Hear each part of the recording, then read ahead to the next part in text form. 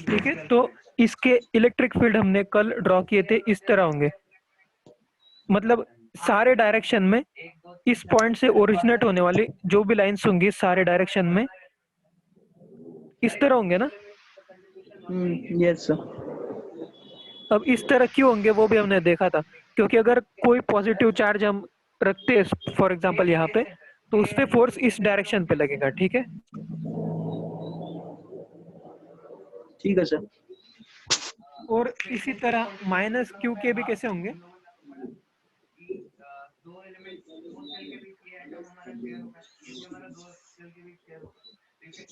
Minus Q के कैसे होंगे। माइनस क्यू का सब मतलब उस पॉइंट के तरफ आ रहा होगा सर चार्ज। हाँ हेलो सर। हाँ हाँ, माइनस क्यू के भी सेम ही होंगे, बस डायरेक्शन इस तरह होगा।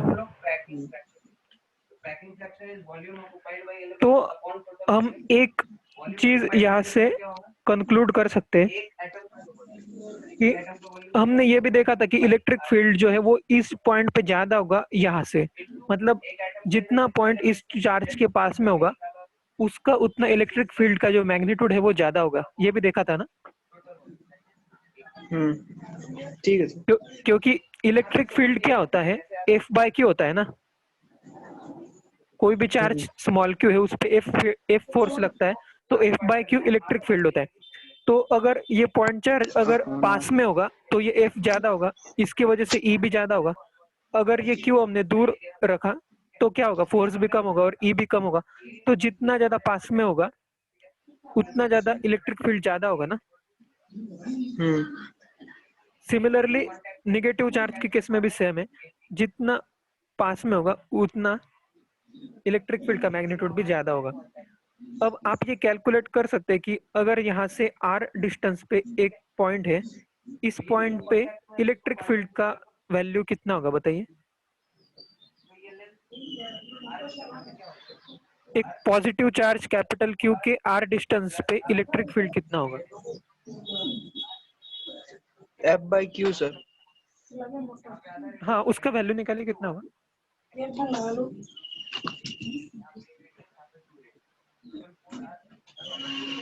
एफ कितना होगा सर क्यू बाय क्यू तो है ही। एफ का होता है क्यू बाय आर स्क्वायर के क्यू वन की टू। तो क्यू सर यहाँ पे एक है और एक, हाँ एक माइनस एक प्लस, तो K Q minus K Q square by R square by Q. तो क्यू क्यू कट जाएगा तो minus K Q by R square. ठीक है, minus K Q R square. Minus का मतलब क्या है कि इसका डायरेक्शन किस तरफ है, डायरेक्शन किस तरफ होगा यहाँ पे इलेक्ट्रिक हाँ फील्ड तो का। उधर ही होगा, मतलब नेगेटिव की तरफ, नेगेटिव निगेटिव क्यू की मतलब तरफ, इस नेगेटिव तरफ। पॉइंट, हाँ इस तरफ। तो फोर्स कितना होगा, K Q by R square small Q भी, और अगर हम क्यू से डिवाइड करेंगे तो क्यू क्यू कट हो जाएगा, तो K Q by R square ये इलेक्ट्रिक फील्ड होगा ना। तो माइनस कैसे आया आपका। तो वही तो साइन मैंने माइनस ले लिया क्योंकि डायरेक्शन दिखाने के लिए। नहीं नहीं, डायरेक्शन नहीं, मैं तो इसका बात कर रहा हूँ ना। तो ठीक है, डायरेक्शन आपने ये डायरेक्शन निगेटिव लिया क्या राइट साइड में। Yes sir. राइट साइड में निगेटिव क्यों लिया, ऐसा तो जनरली लेते हैं हम कभी। ठीक है, ये तो समझ में आ गया ना, के क्यू बाय आर स्क्वायर होगा।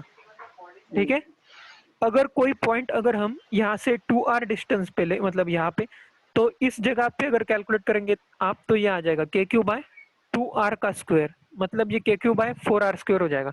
तो यहाँ पे इलेक्ट्रिक फील्ड कम हो गया ना, हम यस ऑब्जर्व कर सकते हैं। तो इलेक्ट्रिक फील्ड लाइंस का एक प्रॉपर्टी ये भी होता है कि जिस स्पेस में जहाँ पे इलेक्ट्रिक फील्ड लाइंस ज्यादा डेंस होंगी वहां पे इलेक्ट्रिक फील्ड का मैग्नीट्यूड ज्यादा होता है। तो जैसे इस जगह पे देखिए, जैसे जैसे हम पॉइंट के क्लोज जाएंगे वैसे वैसे ये जो लाइन्स है इनका डेंसिटी ज्यादा हो रहा है ना, मतलब पास पास में है सारे लाइन्स।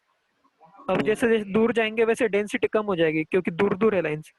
तो हम ये बोल सकते हैं कि यहाँ पे इलेक्ट्रिक फील्ड कम है और यहाँ पे इलेक्ट्रिक फील्ड ज्यादा है, क्योंकि यहाँ पे जो लाइन्स है वो बहुत पास पास में। ज्यादा डेंस है। ऐसा तभी वैलिड है जब हम सारे लाइंस जो है वो यूनिफॉर्मली ड्रॉ करें। ठीक है, मतलब ऐसा नहीं कि ये पॉजिटिव क्यू चार्ज है, अब यहाँ पे आपने बहुत सारी लाइन ड्रॉ कर दी और बाकी डायग्राम में बस इधर एक दो लाइन ड्रॉ की और यहाँ पे बहुत सारी, ऐसा नहीं, ये नॉन यूनिफॉर्म डायग्राम है। अगर हम यूनिफॉर्मली सारे डायरेक्शन में अगर लाइंस ड्रॉ करें मतलब इस तरह, तो ये प्रॉपर्टी होल्ड करते हैं कि जहाँ पे इलेक्ट्रिक फील्ड लाइंस ज्यादा डेंस रहेगी वहां पे इलेक्ट्रिक फील्ड क्या होगा, ज्यादा होगा। तो ये बात आपको क्लियर हुई? मतलब डेंसर का मतलब क्या है सर, दोनों मॉलिक्यूल पास पास में? मॉलिक्यूल नहीं, दोनों मतलब बहुत सारे लाइंस कम एरिया में होंगे, लेकिन जैसे अगर ये देखिए आप इस एरिया में देखिए, ये दो लाइन जो है वो पास पास में है ना। अब यहाँ उसी उसी एरिया का अगर यहाँ पे आप कुछ पोर्शन ले, यहाँ पे तो लाइन ही नहीं है, तो ये बहुत रेयर हो गया, यहाँ पे लाइन ही नहीं दिख रही है। या फिर यहाँ पे लेंगे तो यहाँ पे एक ही लाइन दिख रही है, लेकिन अगर इतने ही साइज का एरिया अगर यहाँ पे लेंगे पास में तो बहुत सारे लाइंस आ गए ना इसमें। यस तो हम बोल सकते हैं कि यहाँ पे लाइंस का डेंसिटी ज्यादा है, इसलिए यहाँ पे इलेक्ट्रिक फील्ड ज्यादा होगा। ठीक है, ठीक है। ठीक है। तो अगर कोई डायग्राम हमें ऐसा दिया है कि ये Q1 चार्ज है और ये Q2 चार्ज है और इसके इलेक्ट्रिक फील्ड लाइंस ऐसे दे दिए,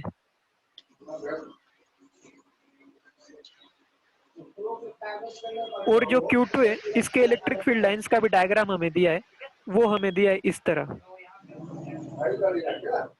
तो हम क्या कंक्लूड कर सकते हैं?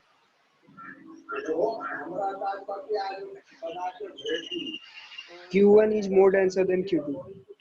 हाँ, Q1 के इलेक्ट्रिक फील्ड लाइंस जो है वो ज्यादा डेंसर है Q2 से, इसका मतलब क्या है? तो Q1 में ज्यादा इलेक्ट्रिक डेंसिटी है, हाँ, इस यहाँ पे ज्यादा इलेक्ट्रिक पावर फील्ड डेंसिटी क्या होगी, ज्यादा होगी, यहाँ पे इलेक्ट्रिक फील्ड ज्यादा होगा, यहाँ पे कम होगा। इसका मतलब क्या है? है। इसका मतलब ज्यादा इलेक्ट्रिक फील्ड मतलब ज्यादा वहाँ पे चांस है कि इलेक्ट्रिक ज्यादा होगा। हाँ, इलेक्ट्रिक फील्ड का फॉर्मूला क्या था, के क्यू बाय आर स्क्वायर ना। तो के भी तो कांस्टेंट है, फोर्स भी अब ज्यादा आर भी अगर हम सेम आर ले ले यहाँ पे भी और यहाँ पे भी, तो इलेक्ट्रिक फील्ड इस जगह पे ज्यादा है। इसका मतलब क्या है, जो Q1 है वो ग्रेटर होगा ना Q2 से। वो तो ठीक है।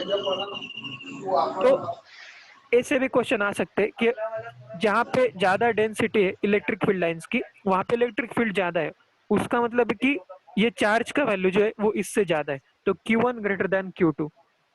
तो ऐसे ठीक है। ऐसे क्वेश्चन कभी कभी आते हैं एग्जाम में, जैसे HCV में भी एक है, मैं एक क्वेश्चन लिख रहा हूँ यहाँ पे, ये Q1 है और ये Q2 है।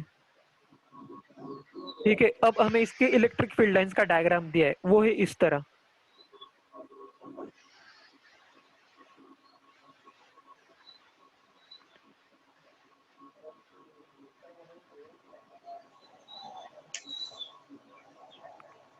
ठीक है, ये समझ में आया ना आपको? अब हमें बताना है Q1 और Q2 के बारे में क्या इंफॉर्मेशन हमें मिल सकती है इस डायग्राम से। वो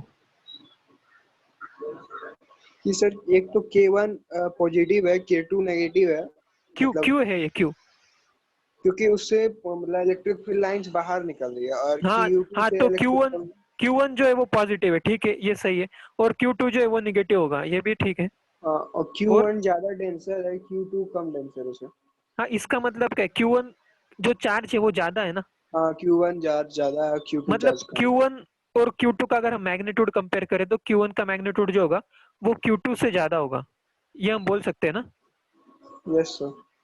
तो फॉर एग्जांपल इस केस में ये पॉसिबिलिटी है कि Q1 चार्ज अगर 4 कूलोम्ब है फॉर एग्जांपल, तो Q2 हम लिख सकते हैं -2 कूलोम्ब फॉर एग्जांपल, जिसमें Q1 पॉजिटिव है Q2 नेगेटिव है और Q1 का मैग्नीट्यूड Q2 से ज्यादा है। इस तरह के चार्ज ये पॉसिबल है ना यहाँ पे? क्यों इम्पॉसिबल है सर? नहीं, पॉसिबल बोल रहा हूँ मैं, पॉसिबल है।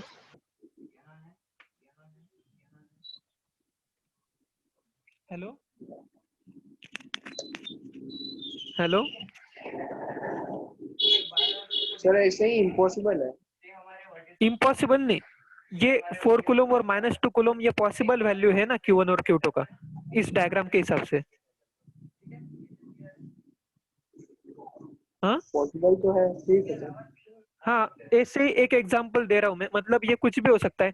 फॉर एग्जांपल ये 5 कूलम्ब हो सकता है और ये -1 कूलम्ब भी हो सकता है। इस तरह हो सकता है ना, लेकिन ऐसा नहीं हो सकता ना कि ये 4 कूलम्ब है और ये -5 कूलम्ब है, ये पॉसिबल नहीं है ना। ये तो बहुत ही छोटा है। नहीं, ये पॉसिबल नहीं है ना, क्योंकि ये इसका मैग्नीट्यूड ज्यादा हो गया नेगेटिव का, तो यहाँ पे डेंस होनी चाहिए थी और फील्ड लाइंस, लेकिन ऐसा नहीं है डायग्राम में, तो ये पॉसिबल नहीं है ये कॉम्बिनेशन चार्जेस का। ठीक है, तो आपको ये समझ में आया। यस। अब ऐसा ही एक और क्वेश्चन है, हमें स्पेस में इलेक्ट्रिक फील्ड लाइंस का डायग्राम दिया हुआ है। इस तरह से इलेक्ट्रिक फील्ड लाइंस है इस डायरेक्शन में, लेफ्ट टू राइट। अब हमें 3 पॉइंट दिए हैं, ये पॉइंट है ए, ये पॉइंट है बी और ये पॉइंट है सी। ठीक है, अब ठीक है। ये क्वेश्चन एचसीबी में भी है, ये 4 ऑप्शन है यहाँ पे, तो इसमें से क्या होगा आप बताइए। ई ए मतलब ए पे जो इलेक्ट्रिक फील्ड है वो greater than E B greater than E C, और एक ऑप्शन है कि ये तीनों इलेक्ट्रिक फील्ड जो है वो सेम ही होंगे। ठीक है, एक ऑप्शन ये है कि ई ए और ई सी जो है वो सेम होगा और वो दोनों ग्रेटर होंगे ई बी से, और एक ऑप्शन है ई ए इक्वल टू ई सी होगा और वो दोनों होंगे लेस देन ई बी। इसमें से क्या होगा बताइए आंसर, 1 2 3 4।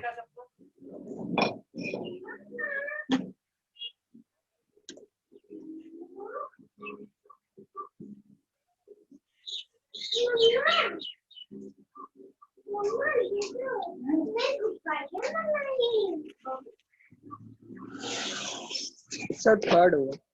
ये सिमेट्रिकल फिगर है, मैं अगर ड्रॉ नहीं किया ठीक से तो, मतलब ये सिमेट्रिकल फिगर है। आप क्या बोल रहे हैं, थर्ड होगा। थर्ड हाँ। मतलब ए और सी सेम होगा और दोनों जो है ग्रेटर देन ई बी, ये आंसर करेक्ट है। देखिए, क्योंकि ए और सी पे जो है इलेक्ट्रिक फील्ड डेंसिटी ज्यादा है ना, यहाँ पे मतलब ज्यादा लाइंस क्लोजर है, तो यहाँ पे इलेक्ट्रिक फील्ड कितना होगा, ज्यादा होगा उसका मैग्नीट्यूड, और वो ईबी से ज्यादा होगा क्योंकि यहाँ पे रेयर है, और ये सिमेट्रिकल फिगर है, इसलिए ए और सी पे जो इलेक्ट्रिक फील्ड है वो सेम ही होगा, तो ये सही आंसर है। ठीक है सर।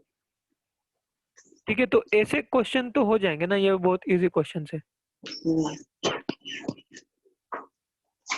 और किसी पॉइंट पे अगर इलेक्ट्रिक फील्ड फाइंड करना है तो वो भी आप कर सकते हैं। किसी हाँ, पॉइंट पे find करना है इलेक्ट्रिक फील्ड। क्या क्या क्वेश्चन पूछे सर, आप रिपीट कीजिए। नहीं, मैं ऐसे ही बोल रहा हूँ कि ऐसे क्वेश्चन आप कर सकते हैं ना, इलेक्ट्रिक फील्ड लाइंस के कुछ डायग्राम आया तो यस सर। उसमें बस यही कॉन्सेप्ट है। एक है कि इलेक्ट्रिक फील्ड लाइंस का डेंसिटी ज्यादा होगा तो इलेक्ट्रिक फील्ड का मैग्नीट्यूड ज्यादा होता है, और ये लाइन का जो डायरेक्शन होगा उसी डायरेक्शन में इलेक्ट्रिक फील्ड रहता है। जैसे कि इस एग्जांपल में पॉइंट ए पे इलेक्ट्रिक फील्ड का डायरेक्शन क्या होगा, ई ए का ये होगा, बी पे ये होगा, सी पे ये होगा। ठीक है, और पॉजिटिव चार्ज से इलेक्ट्रिक फील्ड लाइंस बाहर की तरफ जाती है, और निगेटिव चार्ज में क्या होता है, अंदर की तरफ जाती है। ठीक है, यही यही 4-5 कॉन्सेप्ट अगर आप याद रखेंगे तो सारे क्वेश्चंस इस पे हो जाएंगे।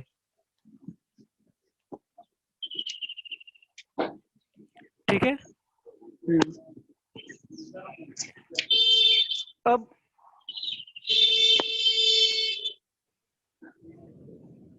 इलेक्ट्रिक फील्ड के बारे में हम एक और चीज जानेंगे कि जिस तरह एक क्वेश्चन हमने किया था, कल ही किया था, ये 3 इक्विलैटरल ट्रायंगल पे चार्जेस थे, Q, यहाँ पे क्या था -Q, और यहाँ पे भी Q था। ठीक है, तो हमें क्या करना था पहले पार्ट में, इस Q पे इन दोनों चार्जेस से जो फोर्स लगेगा वो टोटल फोर्स कैलकुलेट करना था। तो हमने क्या किया, इससे जो फोर्स लग रहा है वो कैलकुलेट किया, इससे जो फोर्स लग रहा है वो कैलकुलेट किया, और इन दोनों का वेक्टर सम कर दिया। ठीक है, तो ये एक थ्योरम है जो हमने यूज किया इनडायरेक्टली। तो ये थ्योरम ये कहता है कि किसी भी पॉइंट पे जो भी टोटल इलेक्ट्रिक फोर्स कोई चार्ज एक्सपीरियंस करेगा वो कितना होता है, अलग अलग चार्जेस से जो भी इंडिविजुअली होगा उसका वेक्टर सम होता है। मतलब अज्यूम कीजिए कि माइनस क्यू एग्जिस्ट नहीं करता तो हम इसको ढक देंगे, तो बस प्लस क्यू एग्जिस्ट करता है इतना बस हम याद रखेंगे। अब इसके वजह से फोर्स कैलकुलेट करेंगे, फिर दूसरे केस में मानेंगे कि ये प्लस क्यू जो है वो एग्जिस्ट नहीं करता, सिर्फ माइनस क्यू एग्जिस्ट करता है स्पेस में। तो इस केस में जो पॉजिटिव क्यू पे चार्ज लगेगा वो कैलकुलेट करेंगे। अब जब ये दोनों चार्जेस प्रेजेंट है स्पेस में, इस पोजीशन में जो फोर्स लगेगा पॉजिटिव क्यू पे वो उन दोनों प्रीवियस सिचुएशंस का सम होगा, वेक्टर सम। ये थ्योरम है, इसी को बोलते हैं सुपरपोजिशन थ्योरम। मतलब सर जो नहीं है उसको उसका सम, मतलब उसका उसके बगल वाला का सम इज इक्वल टू जो ऊपर वाला सम होगा फैक्टर। हाँ, मतलब ये थ्योरम बस यही कहता है कि जितने भी चार्जेस होंगे उनका अगर हम इंडिविजुअली कितना फोर्स एक्ट करता है वो कैलकुलेट करेंगे, तो उन सबका अगर टोटल सम करेंगे वेक्टर सम, तो वो हमें एक्चुअल जो फोर्स एक्सपीरियंस कर रहा है क्यू सारे चार्ज के प्रेजेंस में उसका वैल्यू दे देगा।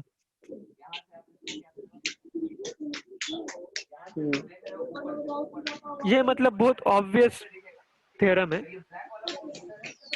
इसका मतलब यही है कि जैसे अगर ये positive charge plus Q exist करता है तो वो इस पे कुछ फोर्स लगाएगा, के क्यू स्क्वायर बाय एल मान लीजिए, के Q square by L square. तो ये माइनस क्यू चार्ज यहाँ पे प्रेजेंट हो या ना हो इससे कोई फर्क नहीं पड़ता, ये पॉजिटिव चार्ज क्यू इस पॉजिटिव चार्ज क्यू पे इतना ही फोर्स लगाएगा, फिर स्पेस में कोई भी चार्ज एग्जिस्ट करे या नहीं करे ये कुछ भी फर्क नहीं पड़ता। ठीक है, तो यही सुपरपोजिशन थ्योरम कहता है। तो इसी के वजह से हम ये वेक्टर सम जो है वो ऐड करके आंसर फाइंड कर सकते हैं।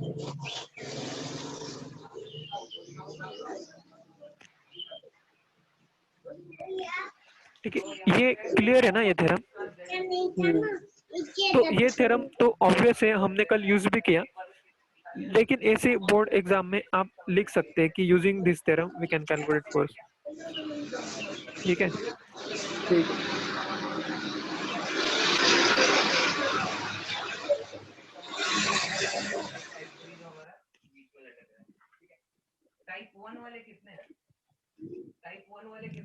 तो अगर हम ये क्वेश्चन करें, हेलो, यहाँ पे प्लस क्यू चार्ज है पॉजिटिव और यहाँ पे भी पॉजिटिव प्लस क्यू चार्ज है, अगर हम इन दोनों के मिडल में अगर कैलकुलेट करेंगे फोर्स कितना है और इलेक्ट्रिक फील्ड कितना है तो इसका वैल्यू क्या आएगा?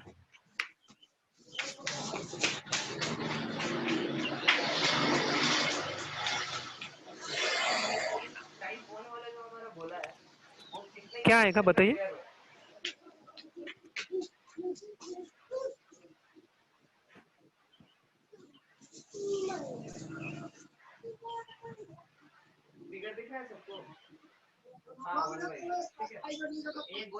के क्यू बाय आर।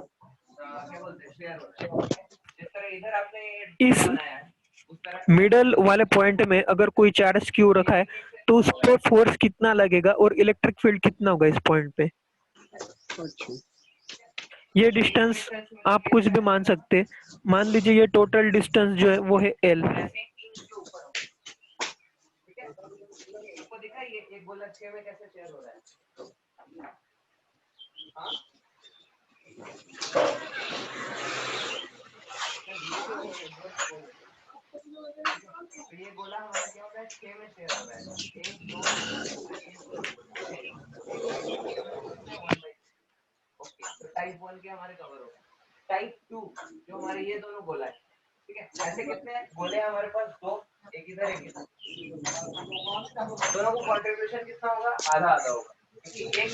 ये तो बहुत इजी है, ऐसे ही देख के बता सकते हैं आप कितना होगा।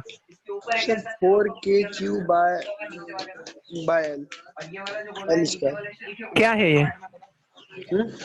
क्या है ये तो ई है सर, ई। ई के लिए आपने पहले एफ कैलकुलेट किया होगा ना? एफ, हाँ सर। कितना आया F? K Q K Q one की two by L by two का होल स्क्वायर। तो ये इजी पार्ट था, अभी टफ पार्ट इसके बाद आने इस पॉइंट पे फोर्स इस चार्ज से भी लगेगा और इस चार्ज से भी लगेगा, ठीक है। हाँ यस सर। तो दोनों का चार्ज हम कैलकुलेट करेंगे, दोनों का जो फोर्स है वो कैलकुलेट करेंगे ना। सर अगर मिडिल में है तब तो जीरो हो जाना चाहिए। हाँ तो यही तो आंसर है, जीरो। आपने ये क्या कैलकुलेट कर रहे थे आप अभी? वही तो। हाँ सर मैंने एक साइड का कर लिया था बस। मैंने टोटल फोर्स पूछा था ना, ऐसे क्वेश्चन तो हमने कल भी किया था ना, स्क्वायर के मिडल में कितना होता है।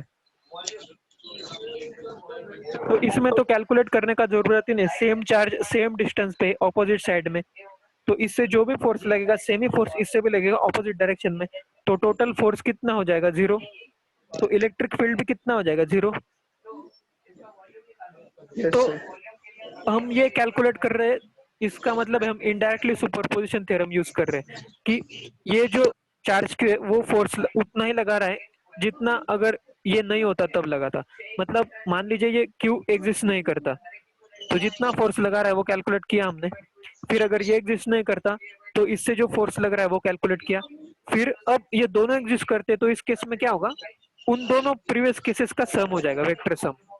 ठीक है। ठीक है सर। ठीक है, तो ये बहुत इजी क्वेश्चन है। अब मान लीजिए कि ये माइनस है, ये पॉजिटिव प्लस क्यू है और ये माइनस कैपिटल क्यू है। अब इस पॉइंट पे फोर्स और इलेक्ट्रिक फील्ड बताइए कितना होगा मिडल में।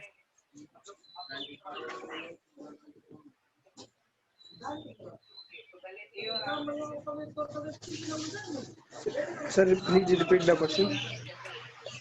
ये पॉजिटिव कैपिटल क्यू है और ये नेगेटिव कैपिटल क्यू है। अब मिडल में कितना फोर्स होगा और कितना इलेक्ट्रिक फील्ड होगा वो बताइए। यहाँ पे स्मॉल क्यू चार्ज रखा है।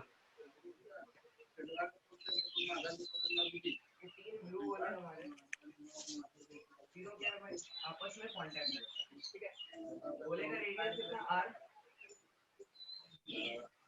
आर आर, और ये साइड लेंथ क्या हो गया? साइड लेंथ के अलॉन्ग ये दोनों कांटेक्ट। Hello sir. हाँ तो ये डिस्टेंस आ गया आर। सर फोर्स तो के क्यू ये डिस्टेंस मतलब दिस इज ओनली के साइड क्यू लेंथ, क्यू मतलब कैपिटल स्मॉल के क्यू तो हमारा साइड लेंथ है by L by two A is equal to L by two का whole square into two A और आर में रिलेशन आ गया। के टोटल से two capital Q by L by two का स्क्वायर।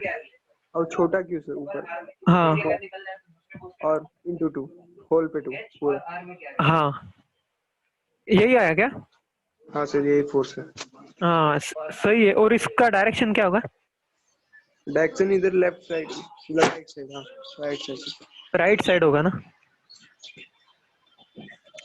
तो ये भी सिमिलर वे में ही किया हमने कि इसका कैलकुलेट किया और इसका कैलकुलेट किया, दोनों का सेम होगा और सेम डायरेक्शन में, तो इंटू टू कर दिया। ऐसे क्वेश्चन में मतलब सिर्फ कैलकुलेशन इजी करने के लिए ऐसे भी कर सकते हैं, या माइनस क्यू राइट डायरेक्शन में है ना, तो हम इसके जगह पे ये भी मान सकते हैं कि यहाँ पे कुछ नहीं है और हमने प्लस कैपिटल क्यू चार्ज इसी के ऑपोजिट डायरेक्शन में सेम डिस्टेंस पे रख दिया। मतलब यहाँ पे और एक पॉजिटिव क्यू आ गया, तो ये कितना हो गया? टोटल 2 क्यू हो गया। तो उसी का फोर्स हम इस पॉइंट पे कैलकुलेट कर लेंगे। ठीक है। ठीक है। तो यही सिमेट्री से बहुत सारे कैलकुलेशन इजी हो जाते हैं।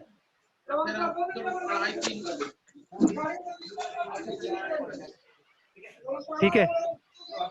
ठीक है।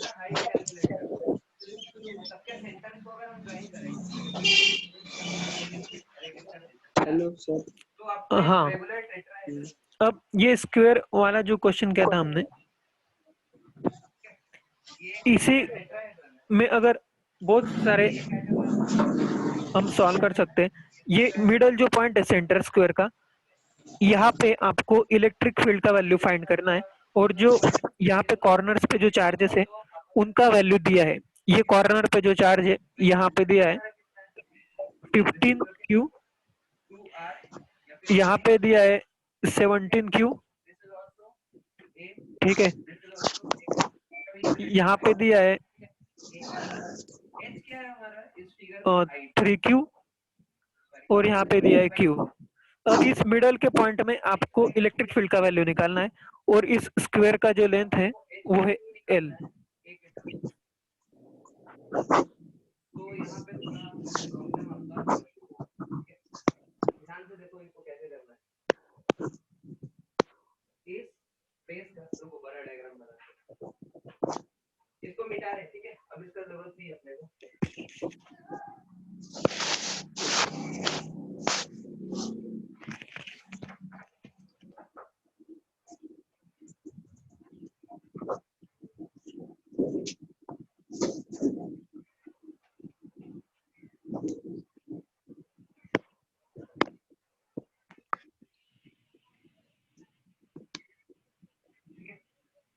ये हमारा टेट्राहेड्रन है जिसका साइड लेंथ है a, ठीक है, और a की वैल्यू हम लोग 2r भी लिख सकते हैं, ठीक है। और हमारा जो हाइट है वो हमने क्या बताया, इस टेट्राहेड्रन का जो हाइट है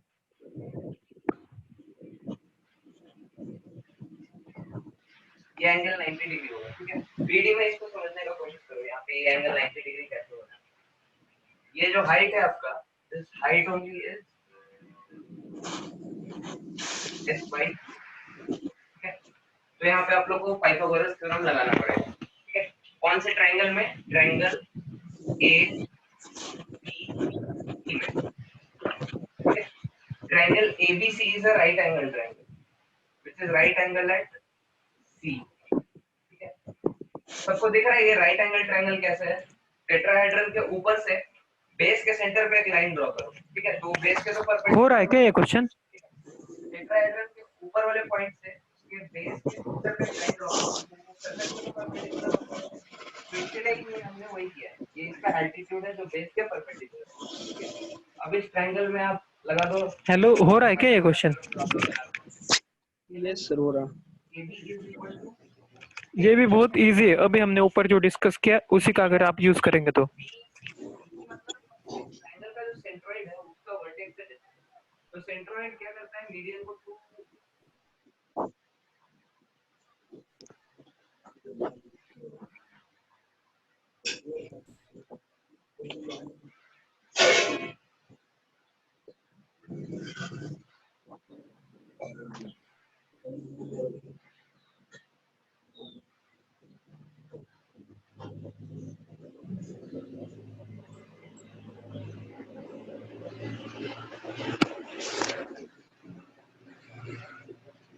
hello sir, hello hello hello, बताइए। एल्टीट्यूड क्या होता है सर के Q by L square. K2/L², ये आंसर आया क्या? यही है। ठीक है, हम निकालते हैं। तो जैसे हमने पहले ही डिस्कस किया, तो हम क्या करेंगे, यहाँ पे Q चार्ज है और इसी के ऑपोजिट में 3Q है। तो ये जो Q है इसका जो फोर्स है वो इसमें 3Q में से जो एक Q है उससे कैंसिल हो जाएगा। तो हम 2Q इसको यहाँ पे 2Q लिख सकते हैं। और सिमिलरली हम ये 15 है तो हम क्या कर सकते हैं, यहाँ 2Q लिख सकते हैं। तो ये समझ में आया? Yes sir. तो अब इससे फोर्स, इस 2Q से फोर्स किधर लगेगा? इस तरफ लगेगा ना। इसका मैग्नीट्यूड कितना होगा? KQ/, यहाँ पे जो इलेक्ट्रिक फील्ड बनेगा तो ये R कितना होगा? R कितना आर है ये? होगा सर L/√2। तो L/√2 का स्क्वायर। तो KQ/L/√2 का स्क्वायर ये इलेक्ट्रिक फील्ड होगा इस डायरेक्शन में, इस चार्ज की वजह से। ये 2 होगा क्योंकि ये 2Q है, ठीक है। अब सिमिलरली इस 2Q की वजह से इस पॉइंट पे इलेक्ट्रिक फील्ड नीचे की डायरेक्शन में होगा और उसी का मैग्नीट्यूड भी सेम ही होगा। ये 2KQ/L²/√2 का स्क्वायर, मतलब ये 4KQ/L² और ये भी 4KQ/L² होगा, ठीक है। तो सर एक मिनट, 2KQ क्यों हुआ था सर? कहाँ पे? क्योंकि ये तो 2Q है ना। ये तो कहाँ से 2Q है? यहाँ भी 2Q है और यहाँ भी 2Q है। अब वो तो ठीक है सर, पता है, समझ में आ गया। तो बस ठीक है सर। KQ/R² होता है ना इलेक्ट्रिक फील्ड, तो Q क्या होता है, चार्ज होता है, तो यहाँ पे चार्ज कितना है 2Q है, तो यहाँ पे 2Q लिखेंगे ना। तो सर ये भी तो 4 होना चाहिए ना दूसरा वाला, एल स्क्वायर बाय रूट 2 का तो 2 हो गया, तो 2 ऊपर गया तो 4, ये भी 4 होगा। हाँ, ये भी 4KQ/L² है और ये भी 4KQ/L² है, ठीक हाँ तो है। वही, ठीक है सर। अब इन दोनों का सम कितना हो जाएगा? तो इस डायग्राम में हमने ज्योमेट्री वगैरह यूज करके क्या किया, उसका हाइट निकाल दिया। सर इन दोनों के बीच में 90 डिग्री है, तो सीधा सम होगा। क्लियर है ये चीज? सीधा मतलब कितना होगा आंसर? बोलो बोल को। हाँ 8KQ/L²। 8KQ कैसे हो जाएगा? 90 डिग्री अगर एंगल होगा तो हम डायरेक्ट ऐड करते हैं क्या? यस सर, 0 डिग्री हो गया ना तब तो। अभी तो 90 बोले आप, अभी 0 बोल रहे हैं। 90 है sir, yes sir, yes sir. तो हाँ तो डायरेक्ट ऐड नहीं हुआ, तो कंपोनेंट लेके डायरेक्ट स्ट्रेट लाइन में कर सकते हैं। इन दोनों वेक्टर का वेक्टर एडिशन फाइंड करना है, कैसे फाइंड करेंगे?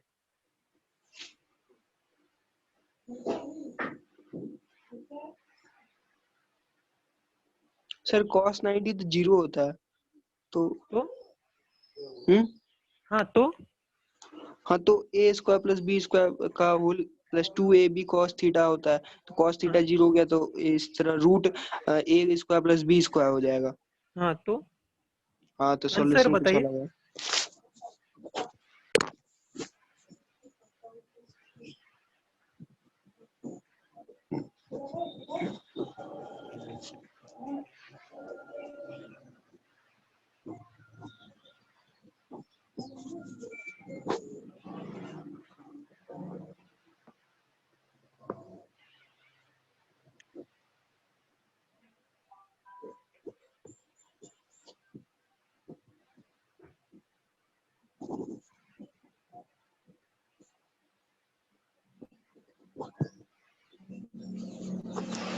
Sir 4KQ² √2/L²। हाँ ये आंसर सही है। आपको इसके लिए इतना कैलकुलेशन करने का भी जरूरत नहीं है, आपको पता है इन दोनों के बीच में एंगल है 90 है।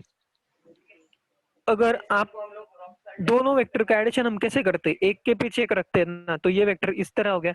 अब इसी के आगे दूसरा वेक्टर रखेंगे, इन दोनों के बीच में एंगल 90 हो जाएगा।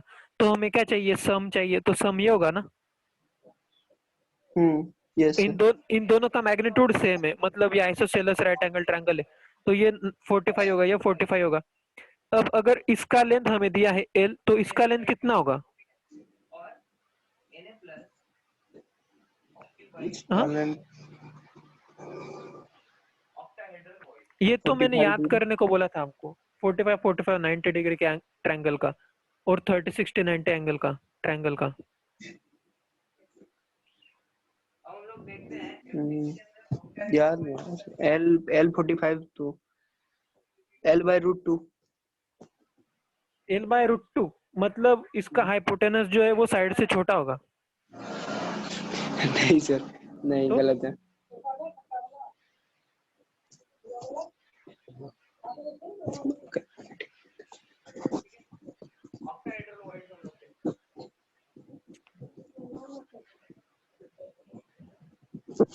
Sir L√2। L√2 होगा ना, √2 L होगा। इसका अगर कंपोनेंट लेंगे तो √2 L इंटू कॉस 45 जो है वो L होना चाहिए। तो ये दो ट्रायंगल जो एकदम स्टैंडर्ड है वो मैंने आपको याद करने को बोला था, मतलब बहुत बार बोलता उस दिन में। तो अगर ये ट्रायंगल है 90 45 45, तो इस ट्रायंगल में ये दोनों साइड सेम होती है। अगर इसका लेंथ a है तो ये √2 a होता है और ये दोनों a होगा। तो इसी तरह से अगर ये आपको L पता है तो इसका जो रिजल्टेंट है बस √2 से मल्टीप्लाई करेंगे तो आ जाएगा। तो इसको बस √2 से मल्टीप्लाई करना है आपको, √2 मींस 4√2 KQ/L²। और एक दूसरा ट्रायंगल है जो बहुत यूज में आता है, वो है 30 60 और 90 डिग्री। ठीक है, अगर इसमें ये हाइपोटेनस अगर L है तो ये जो साइड होती है ये होती है L/2 होती है, क्योंकि cos 60 L/2 होता है। और ये जो हाइट है वो होती है √3 L/2।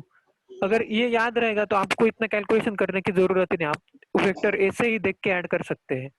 और ये दो ट्रायंगल बहुत यूज में आते हैं। ठीक है। ठीक है सर। वैसे भी और एक ट्रायंगल है 3 4 5 का, जो आप याद कर सकते हैं, ये साइड 3, ये 4 और ये 5। तो इसके एंगल भी हमें पता है, ये एंगल कितना होता है 53 डिग्री 53, और ये ये होता है 37। 37। तो अगर कोई भी आपको दो साइड्स पता है तो आप तीसरा साइड निकाल सकते हैं बस इस रेशियो में मल्टीप्लाई करके। तो जो वो बड़ा सा फॉर्मूला है √a² + b², और कॉस भी बहुत बार पता नहीं होता कुछ एंगल्स का, तो ये यूज करने का जरूरत नहीं। अगर ये स्टैंडर्ड में से कोई भी ट्रायंगल बन रहा है तो डायरेक्ट आप आंसर लिख सकते हैं। इससे टाइम भी बचेगा, कैलकुलेशन भी बचेगा और मिस्टेक भी नहीं होगी। हम्म, ठीक ठीक है। है तो सर। तो ऐसे क्वेश्चन तो हो जाएगा ना। सर एक और डाउट सर, हाँ, उसका 2q इधर अगर मतलब नीचे था तो ऊपर क्यों डायरेक्शन गया? 2q यहाँ पे था तो इलेक्ट्रिक फील्ड इस तरफ ही होगा ना, इस पॉइंट से तो ऐसे निकलेंगे ना इलेक्ट्रिक फील्ड लाइंस बाहर की तरफ। हाँ तो तो सीधा भी तो जा सकता था नीचे, सीधा नीचे मतलब मैं जिधर था उधर ही तो जा सकता था। ऐसे हम्म। ऐसे भी जाता, लेकिन उसके लिए ये चार्ज जो है वो नेगेटिव होना चाहिए था ना, क्योंकि नेगेटिव चार्ज में इलेक्ट्रिक फील्ड लाइन का डायरेक्शन अंदर की तरफ होता है। ये हाँ पॉजिटिव है सर। तो इससे दूर जाएगा ना। ठीक है सर। ठीक है, इसी में और डाउट है क्या कुछ? नहीं सर, अब कोई डाउट नहीं। ठीक है, तो एक और क्वेश्चन करते हैं। ये इसमें थोड़ा कैलकुलस का यूज होगा। ये एक रिंग है, इसका रेडियस हमें दिया है r। r रेडियस की एक रिंग है जिसपे कैपिटल Q चार्ज जो है वो यूनिफॉर्मली डिस्ट्रीब्यूटेड है। ठीक है, मतलब ये हम्म। Q चार्ज पूरा डिस्ट्रीब्यूटेड है ये रिंग पे। हम्म। और ये जो रिंग का एक्सिस है, इस एक्सिस पे इस रिंग के सेंटर, सपोज ये O है, इस सेंटर से L डिस्टेंस पे एक चार्ज रखा है हमने। तो इस चार्ज पे कितना फोर्स लगेगा या फिर इस पॉइंट पे कितना इलेक्ट्रिक फील्ड होगा, इसका वैल्यू फाइंड करना है।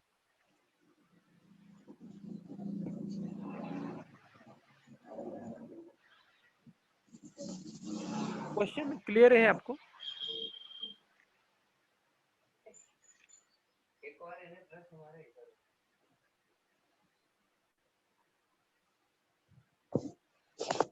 क्वेश्चन समझ में आ गया ना? Yes sir. कैसे करेंगे इसे? सर जो ओ है उसको सेंटर मान लेंगे कि वहाँ एक पॉइंट है, हाँ, और उसी पॉइंट का निकाल लेंगे कितना इलेक्ट्रिक चार्ज है, और उस पॉइंट से इस मतलब जो बाहर में क्यू है उस क्यू के साथ मतलब देख लेंगे, फिर वही हो जाएगा। हाँ, तो O पे अगर देखेंगे हम कितना फोर्स लगता है, तो वो अगर हमने निकाल भी लिया तो उसके बाद क्या करेंगे? फिर ओ से क्यू का निकाल लेंगे बीच का चार्ज कितना लग रहा है, वही हो जाएगा। ओ ओ पॉइंट पे अगर कितना फोर्स लग रहा है अगर ये पता चला, तो उससे हम इस पॉइंट पे कितना फोर्स है ये कैसे निकाल सकते हैं? तो ये हमारा एटम सीधा सर जैसे 2 पॉइंट का निकालते थे उसी तरह। ओ पे तो चार्ज नहीं है ना, चार्ज तो इस रिंग पे है। हाँ सर। ये सब आपस में तो इनके बीच में इस सेंटर पे जो खाली तो वही तो मेथड मुझे समझ में आ रहा, और कोई नहीं। ठीक है, अगर O पे अगर पूछा है कि O पे कितना फोर्स होगा, तो बताइए O पे कितना फोर्स होगा इस रिंग की वजह से? तो वही के क्यू, क्यू जो है चार्ज है, और मतलब क्यू तो कहीं और है नहीं, तो k/r²। ये इस थे k/r²। इस पॉइंट पे चार्ज, इस पॉइंट पे होगा क्या फोर्स यस सर। फील्ड? कौन से डायरेक्शन में? बीच में सर। नहीं सर, नहीं सर, नहीं सर, जीरो होगा, जीरो। जीरो होगा ना। अब आप डायरेक्शन जब सोचने लगे तब आपको पता चला कि इसका आंसर जीरो है, आपने पहले कैलकुलेट कैसे कर लिया? ये वाला जो हमारा सोडियम तो ये एकदम सिमेट्रिकल पॉइंट है, इसके चारों ओर डिस्ट्रीब्यूटेड है कैपिटल Q यूनिफॉर्मली, तो सारे जो फोर्सेस लगेंगे, सपोज यहाँ पे जो चार्ज है उसकी वजह से इधर फोर्स लगेगा, अब उसके डायमेट्रिकली ऑपोजिट जो चार्ज है उसकी वजह से ऑपोजिट फोर्स लगेगा, तो सारा जो फोर्सेस है वो कैंसिल हो जाएगा, तो टोटल जीरो फोर्स लगेगा यहाँ पे। तो इलेक्ट्रिक फील्ड भी जीरो होगा इस मिडल पॉइंट पे। यस आपको सर। समझ में आया ना? यस सर आगे। लेकिन ये मिडल पे 0 होगा, लेकिन इस एक्सिस पे अगर दूसरा कोई पॉइंट लेंगे तो वहां पे 0 नहीं होगा, इस पॉइंट पे 0 नहीं होगा जैसे। तो इस वो पॉइंट तो पे बात। कितना होगा वो निकालना है हमें, तो कैसे निकालेंगे?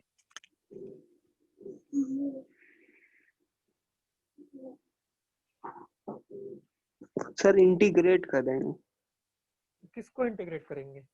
सर, आर से मतलब आर वो क्यू पॉइंट से लेके आर छोटा क्यू पॉइंट तक, इस मतलब पॉइंट से रेडियस। लेके यहाँ तक। अब मान लेंगे कि एक छोटा छोटा छोटा छोटा सर्कल उस तक आता जा रहा है, तो उसी तरह। मतलब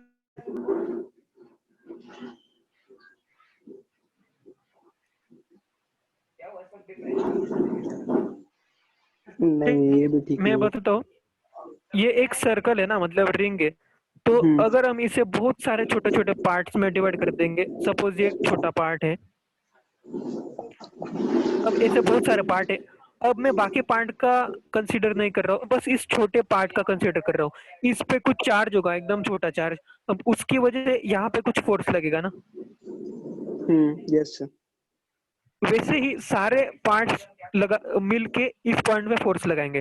तो जैसे अगर इस छोटे पार्ट की अगर मैं बात करूं, तो इसका डायरेक्शन क्या होगा फोर्स का इस पॉइंट पे? क्वेश्चन में आप लोग के सामने आया होगा, जो आप लोग देखोगे कि एलिमेंट हेलो सर फिर से बताइए।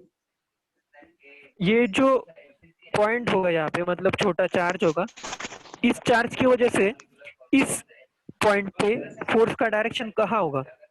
तो हम लोग कैसे करें?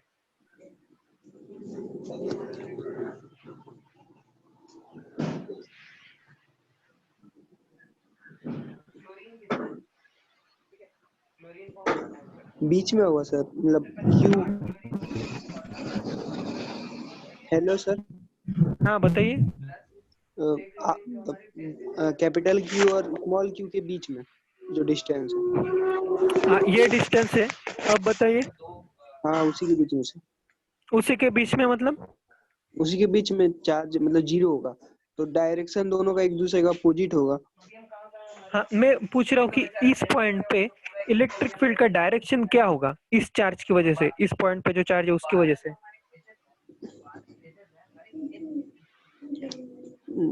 उसके वजह से तो राइट साइड होगा। राइट साइड नहीं, मतलब इधर? वहां भी तो सर वही होगा, 0 हो जाएगा। क्या? 0 होगा सर, कोई डायरेक्शन नहीं इलेक्ट्रिक होगा। इलेक्ट्रिक फील्ड 0 होगा? नहीं हाँ, कैंसिल कहाँ हो रहा है, नहीं सर नहीं। डायरेक्शन क्या होगा फिर? डायरेक्शन राइट साइड ही जाएगा। इस तरह? हम्म इस तरह डायरेक्शन आपने कैसे निकाला? सर छोटा छोटा मतलब इलेक्ट्रिक लाइन आ रहा होगा, और धीरे धीरे सब मर्ज होके थोड़ा सा राइट साइड जाने लगेंगे। अब मर्ज होके राइट साइड, मर्ज में नहीं, बाकी चार्ज का मैं अभी बात नहीं कर रहा हूँ, बस ये जो छोटा पार्ट है, सिर्फ इसी चार्ज की वजह से पूछ रहा हूँ, इस पॉइंट पे इलेक्ट्रिक फील्ड का डायरेक्शन कौन से डायरेक्शन में होगा? तब तो सर सेम ही होगा, जैसे जा रहा है वैसे ही चलाते चलाते जाए, मतलब आगे चला जाए। मतलब इस तरह? हाँ सर। हाँ यही आंसर तो मैं पूछ रहा था। इस पॉइंट से इस पॉइंट के ऊपर जो इलेक्ट्रिक फील्ड होगा वो इस डायरेक्शन में होगा ना। तो हम्म सिमिलरली अगर इसी के डायमेट्रिकली ऑपोजिट अगर एक हम छोटा चार्ज ले, तो इसकी वजह से इस पॉइंट पे जो फोर्स होगा वो इस डायरेक्शन में होगा ना, इलेक्ट्रिक फील्ड फोर्स दोनों। हाँ, यस सर। अब ये दोनों सेम मैग्नीट्यूड के होंगे, तो उनका जो ये कंपोनेंट है, एक वर्टिकल है इसका और ये नीचे वाला है, तो ये दोनों कैंसिल हो जाएंगे ना, और जो हॉरिजॉन्टल कंपोनेंट है वो क्या हो जाएंगे, ऐड हो जाएंगे। Yes sir. तो अगर इसी तरह हम सारे जो छोटे छोटे चार्ज है उनका अगर हम ये कंपोनेंट अगर ऐड कर दे, तो टोटल चार्ज कैपिटल क्यू का इलेक्ट्रिक फील्ड यहाँ पे निकल जाएगा ना, क्योंकि सारे के जो कंपोनेंट है इस एक्सिस के परपेंडिकुलर डायरेक्शन में वो सारे कैंसिल हो जाएंगे डायमेट्रिकली ऑपोजिट चार्ज से। तो हमें बस एक्सिस के अलॉन्ग जो कंपोनेंट है उसको ऐड करना है। तो हम ठीक है सर। इसी तरह इंटीग्रेशन करेंगे। तो मान लेते हैं कि ये डी थीटा एंगल कुछ ले लेते हैं, एंगल डी थीटा है। अब इस डी थीटा एंगल में जो ये रिंग का पार्ट है, इसमें चार्ज कितना होगा, वो मान लेते डी क्यू है, बहुत छोटा चार्ज है, तो उसका वैल्यू कितना होगा?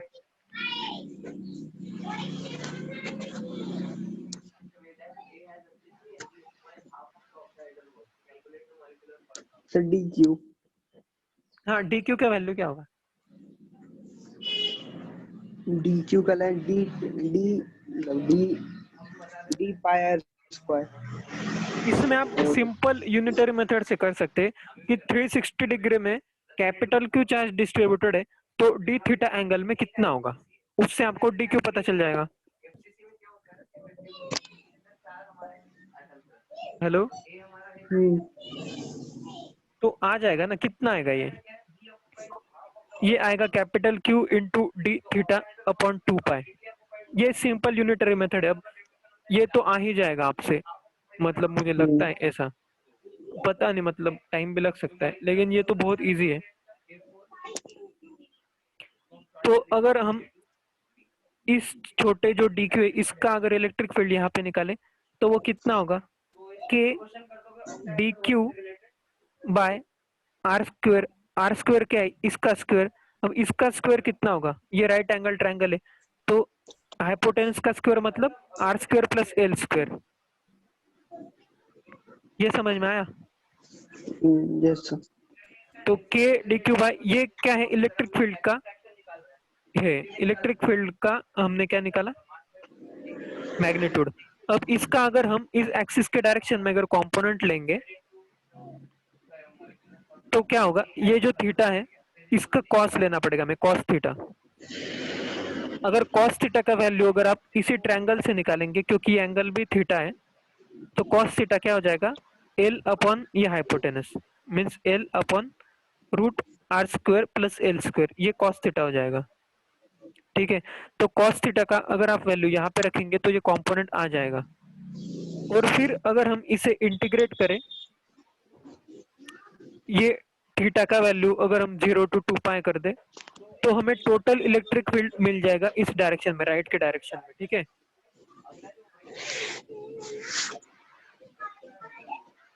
हेलो, ठीक है सर। तो मैंने आपको ऊपर ऊपर बता दिया, अब इसको आपको सॉल्व करने के लिए इंटीग्रेशन थोड़ा आना चाहिए। हेलो। तो हाँ, वो ज्यादा डिफिकल्ट इंटीग्रेशन भी नहीं, इसमें सिंपल इंटीग्रेशन ही है, बस कॉस थीटा का इंटीग्रेशन करना पड़ेगा। तो आप क्या कीजिए, ये क्वेश्चन सॉल्व करिए, हम नेक्स्ट क्लास में फिर से डिस्कस करेंगे। ठीक है, ये अभी सॉल्व हो जाएगा, मैंने तो पूरा ही बता दिया, बस अभी मैथमेटिक्स आगे सॉल्व करना है इक्वेशन। ठीक है सर। ठीक है, यहाँ तक कुछ डाउट है इस क्वेश्चन में भी, कुछ पूछना है क्या? अब हाँ इसके आगे वैल्यू तो आपने लिखा नहीं है, तो रखेंगे क्या? थीटा तो डायरेक्ट यही होगा जो आपने लिखा है। हाँ, सब वैल्यू मैंने निकाल के दिया, ये फॉर्मूला है कि ये इलेक्ट्रिक फील्ड का कंपोनेंट होगा ना इस डायरेक्शन में, इसको हमने इंटीग्रेट कर दिया। अब ये डी क्यू जो है, इसका वैल्यू भी हमने निकाल के रखा है, ये है, ये वैल्यू आप इस फॉर्मूले में डालेंगे, यहाँ पे कॉस थीटा का वैल्यू भी ये निकाल के रखा है, ये आप यहाँ पे डाल देंगे। अब उसके बाद बस आपको सॉल्व करना होगा। ठीक है सर।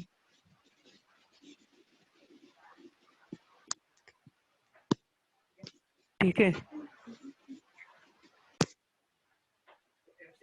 ठीक है सर। इसमें इंटीग्रेशन तो बहुत ज्यादा इजी है। ये कॉस थीटा एक्चुअली ये कांस्टेंट है, तो ये कांस्टेंट, ये नीचे वाला भी जो है, ये के भी जो है, ये सब बाहर आ जाएगा, इस डी क्यू का भी ये सब बाहर आ जाएगा, क्यू बाय 2 पाई। सिर्फ ये डी थीटा को आपको इंटीग्रेट करना पड़ेगा। अब डी थीटा का इंटीग्रेशन क्या होता है,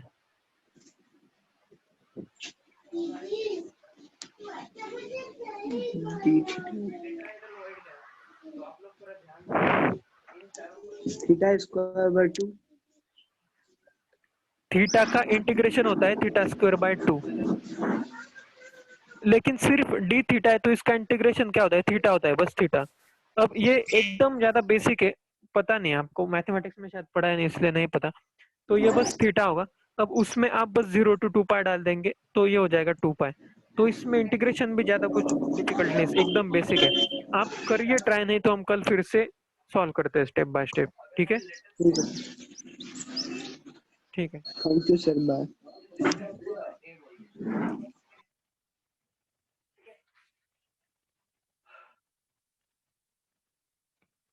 इस डिस्टेंस को हमने ए बोला।